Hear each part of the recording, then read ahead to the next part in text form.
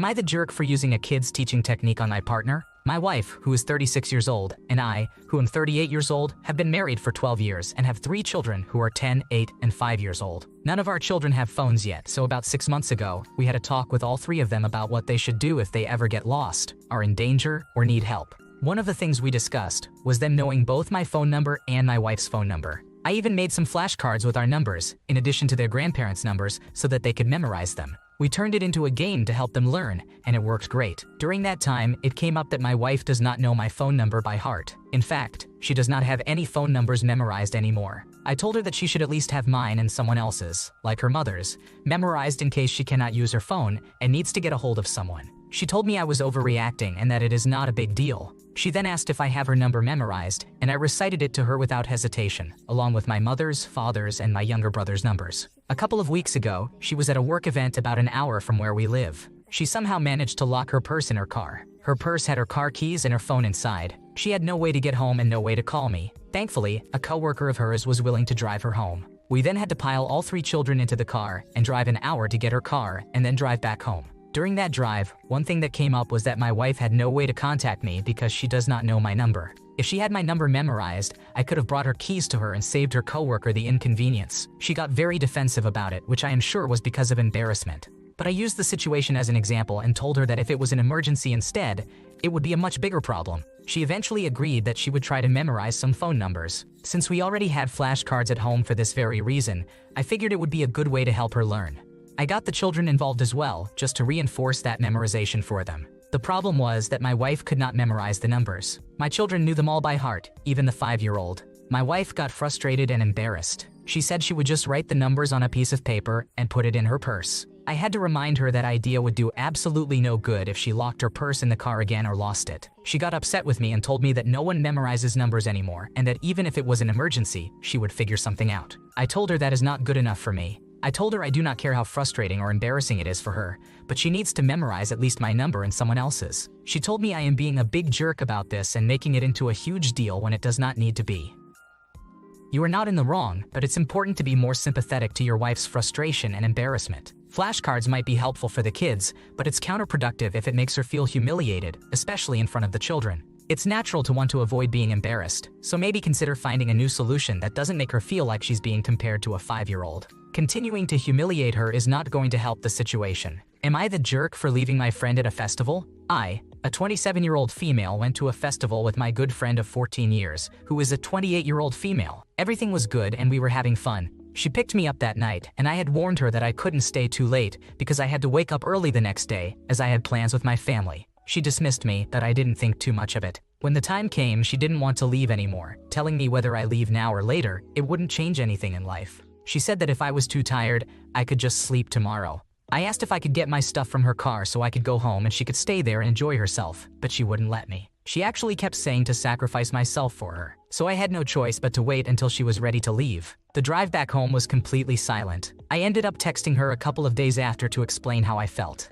She never answered. A week later, I texted her again to see if she was still willing to go to another festival that we had already gotten the tickets for. That was my mistake. I realized I shouldn't have texted her before fixing what had happened at that first festival. She said she was still willing to go. Basically, the same thing happened again, but this time I left. The whole night felt weird. We were not really talking to each other. The vibes were off. I was not enjoying myself. Again, I warned her that I was planning on staying until the end because I didn't want to be stuck in the metro with the whole crowd. When I decided to leave, she snapped and basically guilt-tripped me into staying. She said things like, "You have no reason to leave. I worked out today and I played tennis and I'm still here even though I'm tired. You can sleep tomorrow. You're not puking or dying. How dare you think it's okay for you to leave? If I did that to one of my friends, I would never be able to sleep at night. You're just wasting your money and your ticket. We have different values and principles, etc." After that speech, I was even more sure that I wanted to leave, so I left and she stayed. The day after, she texted me to tell me how she feels, but not once in her text did she say, "I feel." It was just, "You did that," and "You did that." It was really accusatory more than sharing how she felt. She ended that text saying she didn't want to be friends anymore. Did I just mess up? Am I the asshole because I actually left? You behaved properly. She thinks you're a clone of her and should live your life according to her standards and rules. You communicated your needs up front, and instead of communicating her thoughts right back, she waited until it was too late for you to make other plans. She badgered and bullied you into doing things her way, not once exhibiting a single care for what you wanted. Am I the jerk? My housemate tried to guilt me into paying for repairs to their car after they let me borrow it, and it started having issues later, and I refused. One of my housemates let me borrow his pickup truck to pick up a desk from a seller on Facebook Marketplace. I drove the truck, along with one of our other housemates, to pick up the desk. The guy who lent the truck was busy and either could not go or did not want to go but opted to lend us the truck, instead of going with me himself. We went and picked up the desk, and I used the parking brake to park like I always do, regardless of whether I am parking on an incline. That is how I was taught to drive, and I have never done it any differently regardless of what car I am driving. Later that evening, he told me that the rear driver's side wheel of his car had started making weird noises and was dragging slightly, an issue I did not notice, and that he said he had never had before. He mentioned that he saw I had engaged the parking brake when I got out of the truck to unload the desk. I did not respond because I knew he was going to try to blame me. The next day he texted me while I was on the way home to my parents' house for the night to celebrate my birthday with them. He said his truck was in for repairs because of the issues he had described the day before. He said that if the issue was caused by the parking brake, he would appreciate it if I would help pay for the repairs. I called him and gently asked him to share his thought process that led him to conclude that I am responsible for paying for the repairs. Long story short, he claimed that I was responsible because I was the one who used the parking brake. He then proceeded to compare this incident to a bridge toll. He said, "If I lent the truck to my friend and he drove across a toll bridge, should he pay for that when I get the bill in the mail?" I said, "Of course." He then asked why I should not pay for the repairs if I think his friend should pay for a bridge toll, to which I pointed out the blatant false equivalency. The conversation went around in circles, and I eventually had enough of him raising his voice at me, and I hung up the phone. Today he called me again and told me that he had heard back from the mechanic, and the mechanic told him that the issue had in fact been caused by the parking brake being engaged, and that his parents were going to have to take over $1,000 out of their savings to fix the issue. I said I did not want to rehash the conversation, but that I still disagreed with his assessment of my being liable, and that I did not have extra money to give him regardless. He said he understood and offered to have me pay him a little bit each month. I said, as I said, I do not have extra money to give you, but even if I did, I do not agree with you that I am responsible for this. So my answer is no, and I will not discuss this again. Am I the asshole? I think you are not in the wrong here. Engaging the parking brake didn't cause it to fail. It was already defective. Using it once wouldn't have caused a major issue unless there was an underlying problem. The roommate expecting someone to pay for an existing defect is like blaming someone for a marker running out of ink when they've barely used it. Am I the jerk for confirming then canceling my attendance for my friend's party and then calling them a gaslighter? So my best friend Marisa, who is a 29-year-old female, was planning a belated birthday party for my friend Theo, who is a 26-year-old male. This was an out-of-town party at a camping site. She sent out the invites 2 months in advance because she needed to book the space and tents as soon as possible. However, she mentioned there was an option to drive in for the day with no reservation needed. I didn't really want to participate in the camping, but I agreed to come in for the day. I don't drive, but 2 of our mutual friends had vehicles and also said yes to just coming for the day, so I figured I would coordinate with one of them closer to the date. A couple of weeks before the party, I found out my father wanted to celebrate his birthday on the same date. It was actually the weekend of his birthday, whereas for Theo, it was over a month after. My family birthdays are typically planned no earlier than 2 weeks ahead, so there was no way of knowing 2 months prior. Another notable thing is that there are some health issues in my family. I have a cousin who is terminally ill with cancer, and my dad himself has chronic health issues, so obviously, I am prioritizing my family at any given moment. Marisa is aware of everything that has been going on. I wrote in our group chat that I could no longer make it, apologized, and briefly explained why. Additionally, the 2 friends who drove also canceled for their own personal reasons, so even if my family party were not an issue, I would have no way of getting there. Marisa kept probing me and asking why I could not come, even though I had already explained, so I elaborated in more detail. Then she went on a rant about how it really sucks when people cancel and how she made this party 2 months in advance. I was becoming really frustrated because I felt she was acting very unempathetically to my family's situation and only thinking of herself. Also, since I was not camping, my attendance or lack thereof had no effect on the reservation or money spent for booking. I told her that I can sympathize with how it sucks when people cancel on your parties, and that it even happened to me. In fact, I reminded her she missed my actual birthday because she booked a trip on the same day. I told her that I felt it was unfair that she was exploding on me when she more or less did almost the same thing to me. I was cool with it at the time, and it's not fair that she holds herself to a different standard than others. She then said that it was totally unfair of me to bring up a year-old example that was entirely different, and that I always overreact. I told her that by shutting me down and telling me I am overreacting, she was gaslighting and invalidating my feelings. Am I the asshole for canceling and bringing up a year-old event? Am I overreacting? Thank you for taking the time to read this. You are the jerk here, OP, for misusing the term gaslighting. It's not the same as being a hypocrite. You knew about your dad's birthday from the start, so you could have declined the party invitation early on instead of flaking out at the last minute. Throwing your friend's actions in her face was petty and only made things worse. It's understandable that she's upset. Your excuse seems flimsy given that your dad's illness wasn't a sudden development. Am I the jerk for telling my parent that their on-off again partner can only come to my wedding if they're together when the day arrives? Please let me know if I'm wrong here. My dad and this woman, we'll call her Anne, have been on and off for almost 20 years now. They met a year after the death of my mom, dad's first wife. They were together for a period of time. She met me, 26-year-old female, and my sister, 25-year-old female, briefly, but they broke up. In total, Dad and Anne had 5 relationships since they met. My sister and I lived with her once. Dad was married twice in between and had 4 other relationships. Of all Dad's relationships, Anne is the only one we disliked and never got along with. We just find her too pushy and intrusive, and generally we were glad when they broke up. Anne and our aunt, Dad's sister and Mom's best friend, also don't get along. Anne blames my aunt for my sister and me not getting along with Anne. It always seemed like she was jealous of my aunt being lifelong best friends with my mom until she died.